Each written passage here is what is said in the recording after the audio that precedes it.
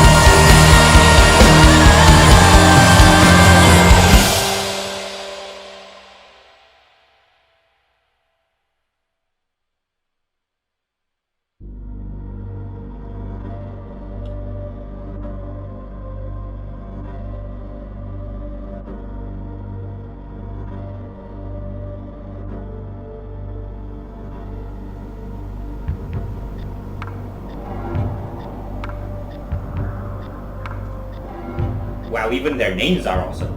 Yeah.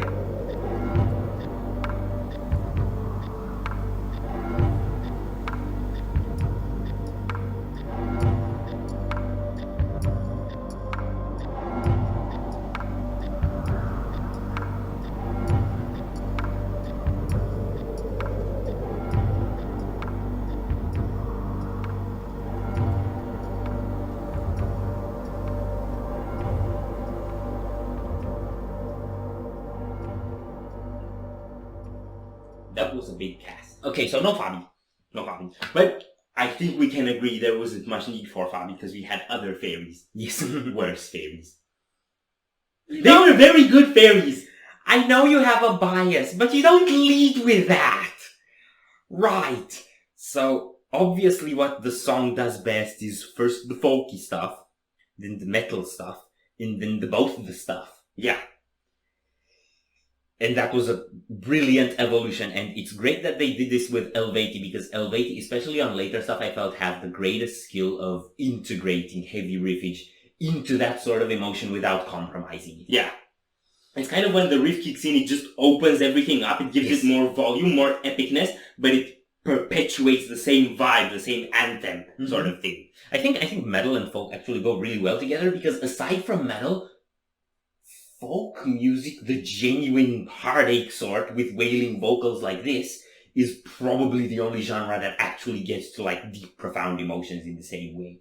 So other people will probably say I'm wrong, and they're probably right, but I still disagree. I mean, there's also all sorts of classical and opera music.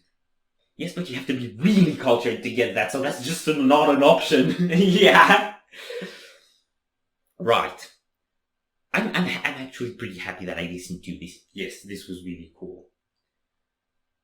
So if you enjoyed this reaction, we greatly appreciate the likes and shares, and if you want to see more, don't forget to subscribe with bells on. Thank you very much for stopping by. We hope you enjoyed your stay, and we'd love to see you back at the Windmill very soon. Come see you.